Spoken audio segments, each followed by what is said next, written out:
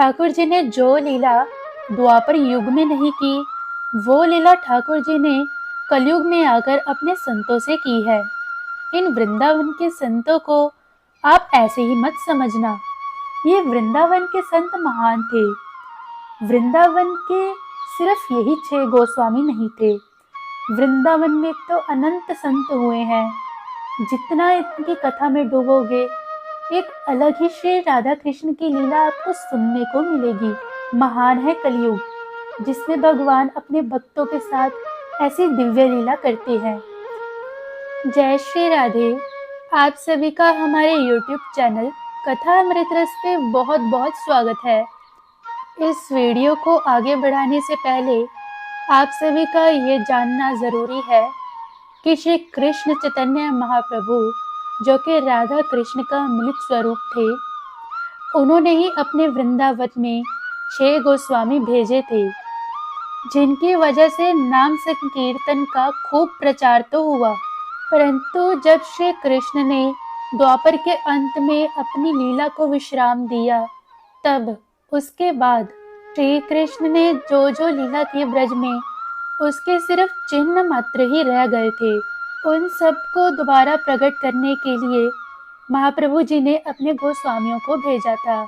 उन्हीं की वजह से हम आज इस दिव्य वृंदावन को देख पा रहे हैं। महाप्रभु चैतन्य देव के 6 गोस्वामी अत्यंत ही प्रसिद्ध हैं। उनके नाम श्री रूप, श्री सनातन, श्री जीव, श्री गोपाल भट्ट, श्री रघुनाथ भट्ट और श्री रघुनाथ दास जी। सबसे पहले हम आपको बता देते हैं श्री रूप गोस्वामी जी के बारे में। श्री रूप जी का जन्म संवतः 1535 के लगभग बताया जाता है। ये अपने बड़े भाई श्री सनातन जी से 1-2 साल छोटे ही थे, किंतु प्रभु के प्रथम कृपा पात्र होने के कारण ये वैष्णव समाज में सनातन जी के बड़े भाई माने जाते हैं। रामकेली में इन दोनों भाइयों की प्रभु से भेंट, रूप जी का प्रयाग में प्रभु से मिलन, पुरी में पुनः प्रभु के दर्शन नाटकों की रचना, प्रभु की आज्ञा से गौड़ देश होते हुए पुनः श्री वृंदावन में आकर निरंतर वास करते रहने के समाचार तो बहुत प्रसिद्ध हैं, जिसकी वीडियो मैं आप सभी भक्तों के लिए अलग से बना दूंगी। अब उनके वृंदावन वास की 2-4 घटनाएं सुना देते हैं। आप ब्रह्मा कुंड के समीप निवास करते थे। एक दिन आप निराहार रहकर ही भजन कर रहे थे। भूख लग रही थी, किंतु ये भजन को छोड़कर भिक्षा के लिए जाना नहीं चाहते थे। इतने में ही एक सांवला सलोना सा ग्वाले का छोकरा एक मिट्टी के पात्र में दूध लेकर इनके पास आया और बोला, लो बाबा, इसे पी लो। भूखे भजन क्यों कर रहे हो? गांव में जाकर भिक्षा क्यों नहीं कराते बाबा? तुम्हें पता नहीं, भूखे भजन ना होई, यह जान ही सब कोई। रूप जी ने वह दूध पिया। उसमें अमृत से भी बढ़कर स्वाद निकला। तब तो वो समझ गए कि ये सांवरे रंग का छोकरा वही छलिया वृंदावन वासी श्री कृष्ण श्याम सुंदर है। वह अपने राज्य में किसी को भूखा नहीं देख सकता। आश्चर्य की बात तो यह थी, जिस पात्र में वह छोकरा दूध लेकर आया था, वह दिव्य पात्र पता नहीं अपने आप ही कहाँ चला गया। इस समाचार को सुनकर श्री सनातन जी दौड़े आए और उन्हें गले लगाकर कहा, भैया, यह मनमोहन बड़ा सुकुमार है, इसे कष्ट मत दिया करो। तुम स्वयं ही ब्रजवासियों के घरों से टुकड़े मांग लाया करो।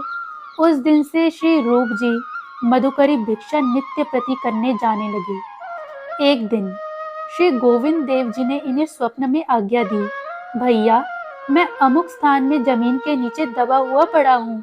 एक गौ रोज मुझे अपनी स्तनों से भी दूध पिलाती है। तुम उस गौ को ही लक्ष्य करके मुझे बाहर निकालो और मेरी पूजा प्रकट करो। ये गोविंद देव जी वही हैं जो आज श्री जयपुर में विराजमान हैं। प्रातः काल ये उठकर उसी स्थान पर पहुंचे। वहीं उन्होंने देखा एक गौ वहां खड़ी है और उसके स्तनों में आप से आप ही दूध बहकर एक छिद्र में होकर नीचे जा रहा है। तब तो उनके आनंद का ठिकाना नहीं रहा। ये उसी समय उस स्थान को खुदवाने लगे। उसमें से गोविंद देव जी की मनमोहनी मूर्ति निकल आई। उसे लेकर ये पूजा करने लगे। एक बार सभी प्रेम से बोल दीजिए, श्री गोविंद देव की जय हो। कालांतर में जयपुर के महाराज मानसिंह जी ने गोविंद देव जी के लाल पत्थरों का एक बड़ा ही भव्य और विशाल मंदिर बनवा दिया, जो अद्यावधि श्री वृंदावन की शोभा बढ़ा रहा है। गोविंद देव ठाकुर जी के अगल बगल में श्री चैतन्य देव और श्री नित्यानंद जी के विग्रह भी पीछे से स्थापित किए गए, जो अब भी विद्यमान है। जब श्री रूप जी नंदग्राम में निवास कर रहे थे, तब श्री सनातन जी एक दिन उनके स्थान पर उनसे मिलने गए। इन्होंने अपने बड़े भाई को देखकर उनका स्वागत किया और बैठने के लिए एक सुंदर सा आसन दिया। श्री रूप जी अपने भाई के लिए भोजन बनाने लगे। उन्होंने प्रत्यक्ष देखा कि भोजन का सभी सामान प्यारी जी जुटा रही है, हमारी श्री राधा रानी जुटा रही है। सनातन जी को इसका बड़ा क्षोभ हुआ, दुख हुआ। वे चुपचाप बैठे देखते रहे। जब भोजन बनकर तैयार हो गया, तो श्री रूप जी ने उसे भगवान को अर्पण किया। भगवान प्यारी जी के साथ प्रत्यक्ष होकर भोजन करने लगे। उनका जो उच्छिष्ट महाप्रसाद बचा, उसका उन्होंने श्री सनातन जी को भोजन कराया। उसमें अमृत से भी बढ़कर दिव्य स्वाद था। सनातन जी ने कहा, भाई तुम तो बहुत भाग्यशाली हो, जो रोज प्यारी प्यारे के अधरामृत उच्छिष्ट अन्न का प्रसाद पाते हो। कितनी सुकुमारी लाडली जू को तुम्हारे सामान जुटाने में कष्ट होता होगा, यही सोचकर मुझे दुख होता है। इतना कहकर श्री सनातन जी तो चले गए और उनका जो उच्छिष्ट महाप्रसाद शेष रहा, उसको बड़ी ही रुचि और स्वाद के साथ श्री रूप जी ने पाया। किसी काव्य में श्री रूप जी ने श्री राधा रानी की बेनी की काली नागिन से उपमा दी है। बेनी अर्थात श्री राधा रानी की चोटी। यह सोचकर श्री सनातन जी को बड़ा दुख हुआ कि भला प्यारी जी के अमृत पूर्ण आनंद के समीप विष वाली काली नागिन का क्या काम। वे इसी चिंतन में मग्न ही थे कि उन्हें सामने के कदम्ब के वृक्ष पर प्यारे के साथ प्यारी जी झूलती हुई दिखाई दी। उनके सिर पर काले रंग की नागिन सी लहरा रही थी। उसमें क्रूरता का काम नहीं, क्रोध और विष का नाम नहीं। वह तो परम सौम्या, प्रेमियों के मन को हरने वाली और चंचला, चपला, बड़े ही चित्त को अपनी ओर खींचने वाली नागिन थी। श्री सनातन जी को इससे बड़ी प्रसन्नता हुई और उनकी शंका का समाधान प्यारी जी ने स्वतः ही दर्शनों को देकर कर दिया। इस प्रकार इनके भक्ति और प्रेम के महात्म्य की बहुत सी कथाएं कही जाती हैं। अब हम आपको बताते हैं श्री सनातन गोस्वामी के विषय में। श्री सनातन गोस्वामी जी का जन्म संवतः 1544 के लगभग अनुमान किया जाता है।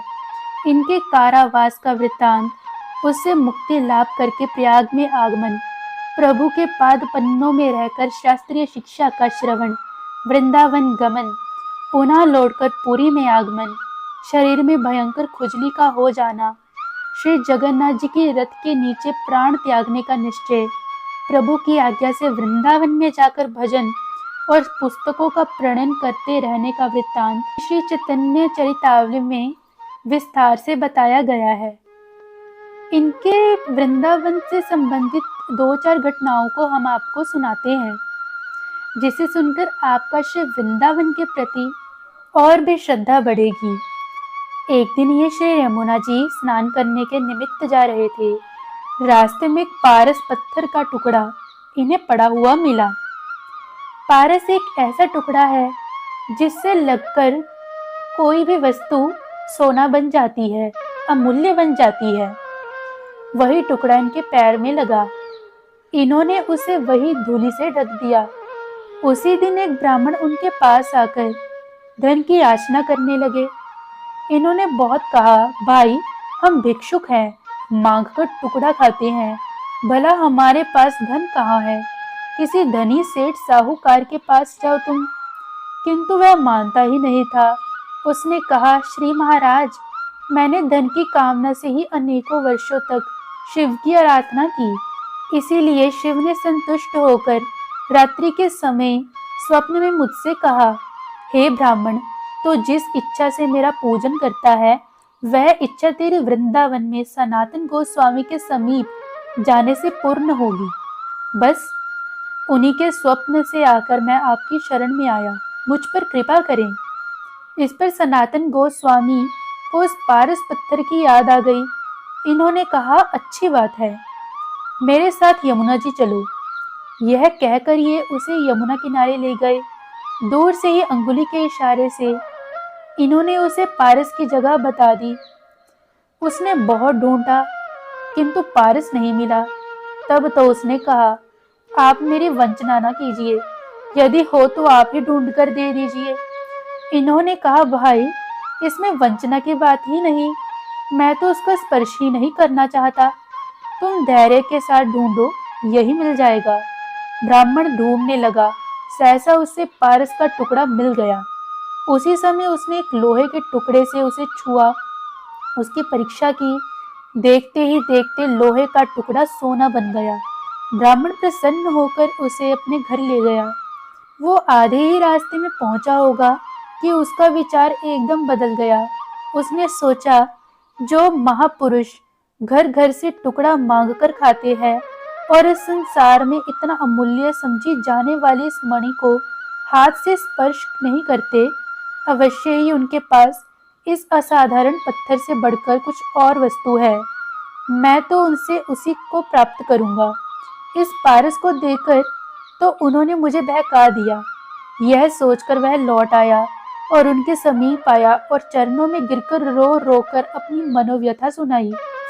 उसके सच्चे वैराग्य को देखकर इन्होंने पारस को यमुना जी में फेंकवा दिया और उसे अमूल्य हरि नाम का उपदेश किया, जिससे कुछ काल में वह परम संत बन गया।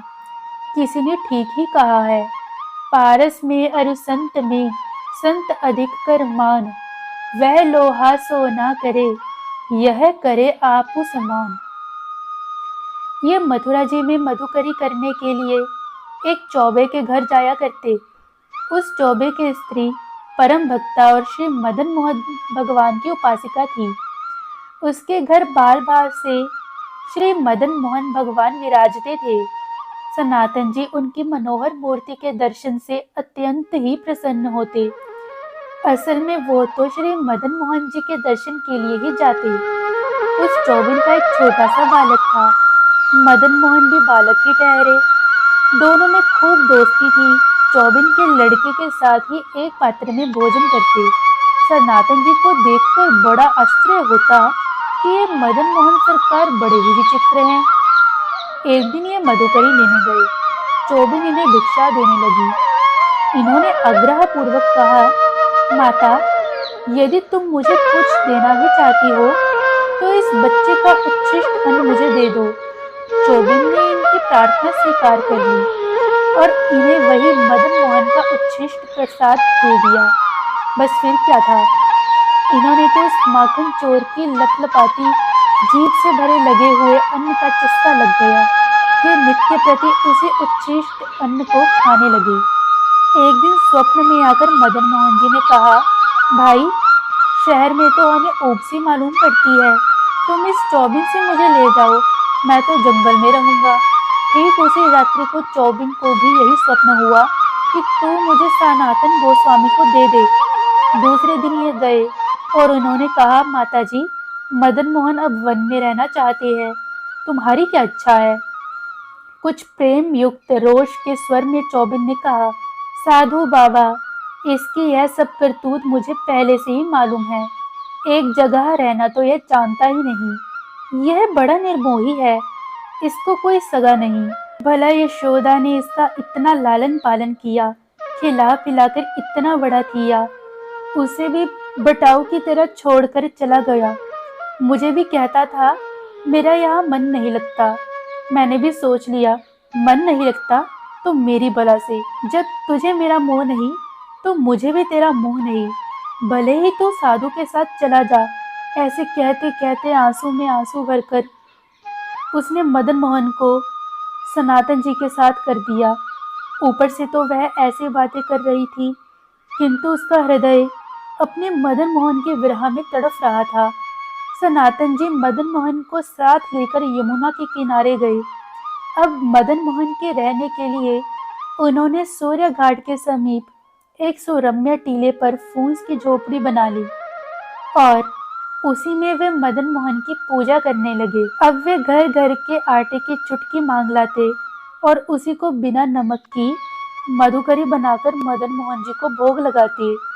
एक दिन मदन मोहन जी ने मुंह बनाकर कहा, साधु बाबा, ये बिना नमक की बाटियां हमसे नहीं खाई जाती, थोड़ा नमक भी किसी से मांग लाया करो। सनातन जी ने झुंझलाकर कहा, यह जल्लत मुझसे मत लगाओ, खानी हो तो ऐसे ही खाओ, नहीं अपने घर का रास्ता पकड़ो। मदन मोहन सरकार ने कुछ हंसकर कहा, एक कंकड़ी नमक की कौन सा मना कर देगा, कहीं से ले आना मांग कर। दूसरे दिन ये आटे के साथ थोड़ा नमक भी ले आए। चटोरे मदन मोहन को तो मीठे माखन और मिश्री की चाट पड़ी थी, इसलिए एक दिन बड़ी ही दीनता से कहा, बाबा, ये रूखे टिक्कड़ तो हमारे गले के नीचे नहीं उतरते, थोड़ा सा घी लगाकर लाया करो तो और भी स्वाद आ जाए। सनातन गोस्वामी मदन मोहन जी को खरी खरी सुनाने लगे। उन्होंने कहा, देखो जी, सुनो मेरी सच्ची बात, मेरे पास तो यही सूखे टिक्कड़ हैं। तुम्हें घी चीनी की चाट थी तो किसी धनिक के यहाँ जाते, मुझ भिक्षुक के यहाँ तो यही सूखे टिक्कड़ ही मिलेंगे। तुम्हारे गले के नीचे उतरे चाहे ना उतरे, मैं किसी धनिक के पास घी बूरा मांगने नहीं जाऊंगा। थोड़े यमुना जल के साथ सटक लिया करो। मिट्टी भी तो सटक जाते थे। बेचारे मदन मोहन जी अपना मुंह सा बनाकर चुप हो गए। उस लंगोटी बंद साधु से वो क्या ही कहते। दूसरे दिन उन्होंने देखा एक बड़ा भारी धनिक व्यापारी उनके समीप आ रहा है। यह बैठे भजन कर रहे थे। उसने दूर से ही इनके चरणों में साष्टांग दंडवत किया और बड़े ही करुण स्वर से कहने लगे, महात्मा जी, मेरा जहाज यमुना जी में अड़ गया है, ऐसा आशीर्वाद दीजिए कि वो निकल जाए, मैं आपकी शरण में आया हूँ। इन्होंने कहा, भाई, मैं कुछ नहीं जानता, इस झोपड़ी में जो बैठा है उससे कहूँ। व्यापारी ने भगवान मदन मोहन जी से प्रार्थना की, हे भगवान, यदि मेरा जहाज निकल जाए तो बिक्री के आधे द्रव्य से मैं आपकी सेवा करूंगा। बस, फिर क्या था, जहाज उसी समय निकल गया। उन दिनों नदियों के द्वारा नाव से ही व्यापार होता था। रेल, तार और मोटर आदि यंत्र तो थे नहीं। महाजन का माल दुगने दामों से बिका। उसी समय उसने 1000 रुपए लगाकर बड़ी उदारता के साथ मदन मोहन जी का मंदिर बनवा दिया और भगवान की सेवा के लिए पुजारी, रसोइये, नौकर, चाकर, काम वाले सब लगा दिए। यह मंदिर वृंदावन में अभी तक विद्यमान है। अब ये वो ही मदन मोहन जी अब करौली, राजस्थान में विराजमान है, परंतु इनका मंदिर अब भी वृंदावन में बांके बिहारी के पीछे ही आपको दिखाई देगा। इन्हीं मदन मोहन जी के प्रति एक मुसलमान कर्मचारी की प्रीति और उसके बाद क्या क्या हुआ, ये सब जानने के लिए नीचे डिस्क्रिप्शन में दिए गए लिंक और वीडियो को जरूर देखिए। अब हम आपको बताते हैं श्री जीव गोस्वामी के बारे में। श्री अनूप तन्य स्वामी, श्री जीव का वैराग्य परम उत्कृष्ट था। ये आजन्म ब्रह्मचारी रहे, स्त्रियों के दर्शन नहीं करते। पिता के वैकुंठवास हो जाने पर और दोनों ताऊओं के गृह त्यागी वैरागी बन जाने पर इन्होंने भी इसी पथ का अनुसरण किया और ये भी सब कुछ छोड़ छाड़ कर श्री वृंदावन धाम में आ गए। ये अपने समय के एक नामी पंडित थे।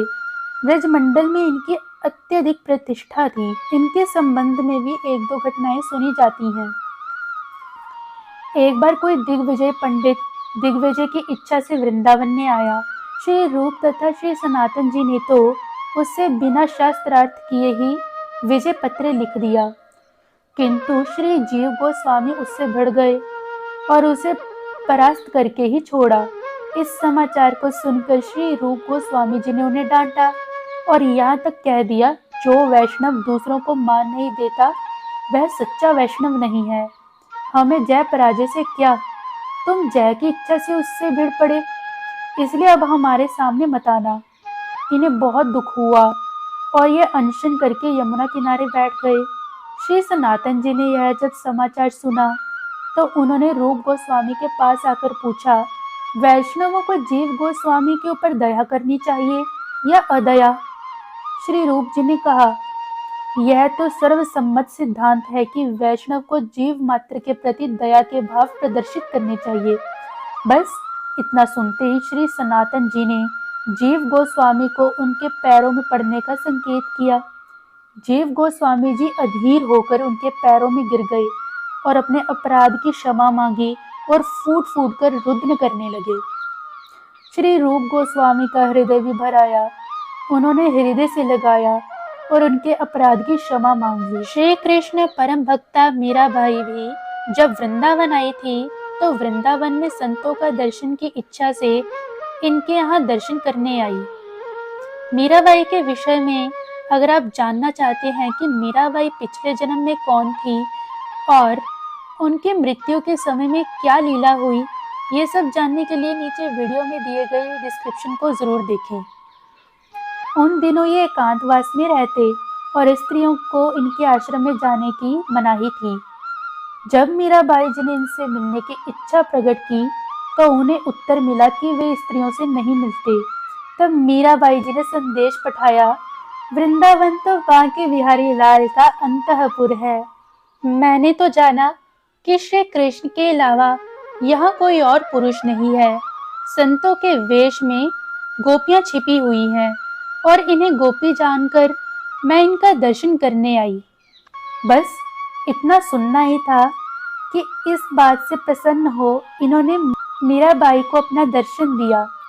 इन्होंने एक योग्याचार्य की भांति भक्ति मार्ग का खूब प्रचार किया। वृंदावन के राधा दामोदर मंदिर की सेवा श्री जीव गोस्वामी के पास ही थी। इस मंदिर की बहुत महत्वता है।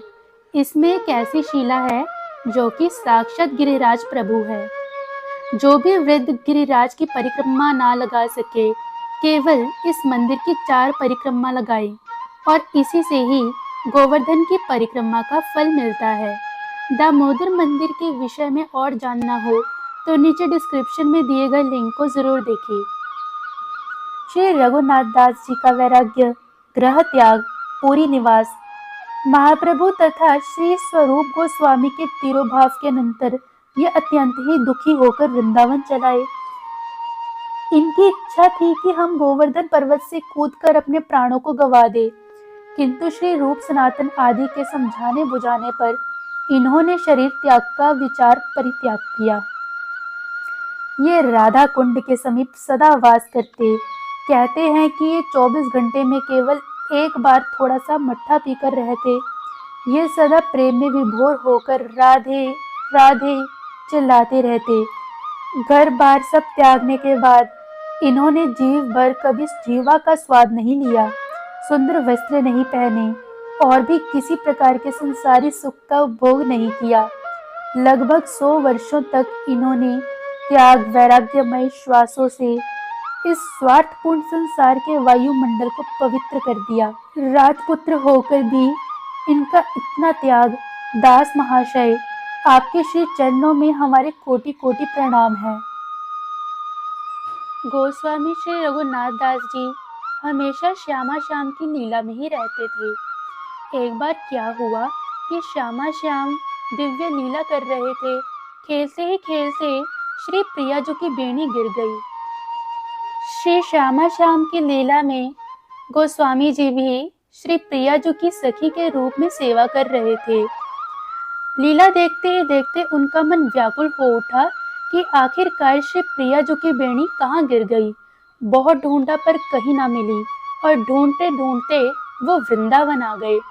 वृंदावन में सभी संत रसिक जनों ने उनका स्वागत किया। सब यह बात जानते थे कि गोस्वामी जी हमेशा लीला में रहते हैं।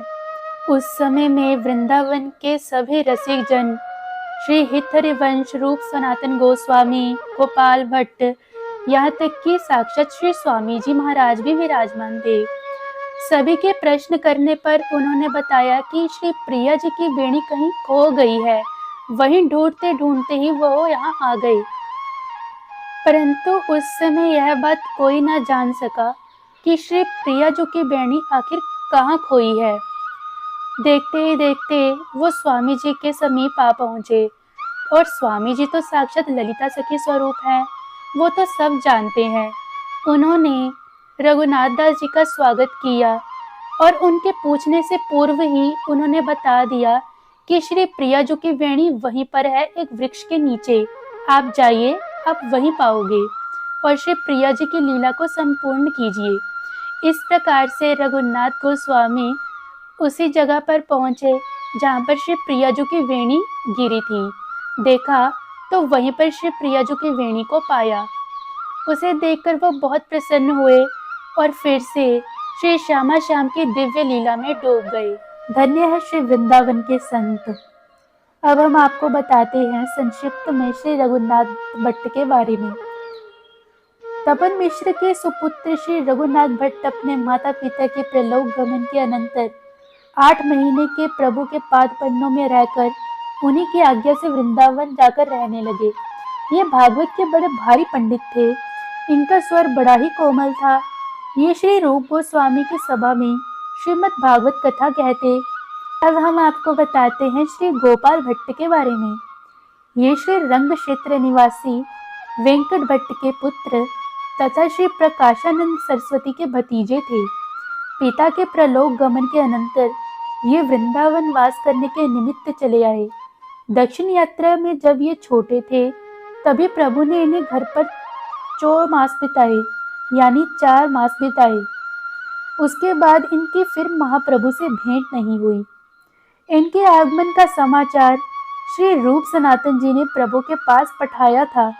तब प्रभु ने एक पत्र भेजकर रूप और सनातन गोस्वामी को कहा कि ये तुम्हारा सगा भाई है, सगे भाई की तरह ही इसे प्रेम देना। महाप्रभु ने अपने बैठने का आसन और डोरी इनके लिए भेजी थी। इन दोनों प्रभु प्रसादी अमूल्य वस्तुओं को पाकर ये परम प्रसन्न हुए। ध्यान के समय ये प्रभु के प्रसादी डोरी को सिर पर धारण करके भजन किया करते। इनके उपास्य देव थे श्री राधा रमण लाल। श्री राधा रमण लाल के विषय में थोड़ा और जानना चाहते हैं तो नीचे डिस्क्रिप्शन में दिए गए लिंक को जरूर देखिए। सुनते हैं इनके उपास्य देव पहले शालिग्राम के रूप में थे। उन्हीं की ये सेवा पूजा करते। एक बार कोई धनिक वृंदावन में आया। उसने सभी मंदिरों के ठाकुरों के लिए सुंदर वस्त्र भूषण प्रदान किए। इन्हें भी लाकर बहुत से सुंदर वस्त्र दिए। वस्त्र और गहनों को देखकर इनकी इच्छा हुई कि यदि हमारे श्री ठाकुर जी के हाथ पैर होते तो हम भी इन्हें उन वस्त्राभूषण से खूब सजाते, उनकी सेवा करते। बस फिर क्या था, भगवान तो भक्त के ही अधीन है। मैं भक्तन को दास और भगत मेरे ही मुकुटमणि। वे कभी भक्त की इच्छा नहीं अन्यथा करते। उसी समय शालिग्राम की मूर्ति से हाथ पैर निकल आए और भगवान श्री राधा रमण मुरलीधारी श्याम बन गए। भट्ट जी की प्रसन्नता का तो ठिकाना ना रहा। उन्होंने भगवान को वस्त्राभूषण पहनाए और भक्ति भाव से उनकी स्तुति की।